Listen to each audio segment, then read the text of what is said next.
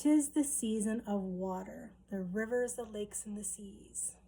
It is time for a woman to go back to the original womb of motherhood, the water that created all life on earth.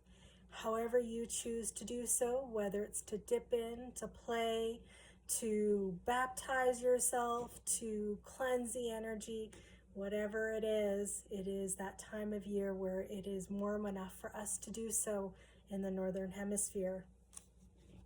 I'm going to read a little excerpt from this book, Women Who Run with Wolves by Clarissa Pinkola Estes, and talk about ways that we can return to water and how the patriarchy, men, have kept us from it. From page 320, we know that we cannot live the confiscated life. We know there is a time when the things of men and people and things of the world must be left for a while.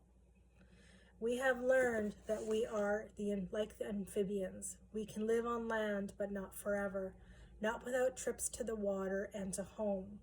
Overly civilized and overly oppressive communities try to keep women from returning home.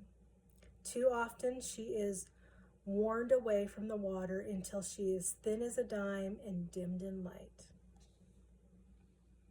So when I think of the ways that men have kept us from the water, we have to shave our legs before we can wear a swimsuit. We have to wear the appropriate attire that covers us up before we can appear at the beach. Or we have to wear something that makes us look good before we appear at the beach. We cannot enter the water at all because of the burqa in some religions. We have to watch the children instead of play. We must be skinny enough to be seen in a swimsuit. We can't mess the hair or makeup. We must look good for the boys on the beach. We must tend to the food while men frolic in the sea. So many musts. How often do we get to see women losing all control and submerging herself in the water to refresh her body and soul? And how often do we see them standing on land watching the men play? Men have no rules to follow. They shed their clothes and jump right in. But men created so many rules for women to follow just to exist at the water, never mind swimming in it. So we are kept from returning home. Returning to the water that is the matter that nature's womb is for us. Returning to the water that is Mother Nature's womb for us.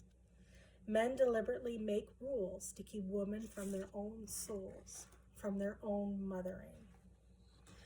So as we are returning to warm weather here, I wonder if we can scrap those rules as women.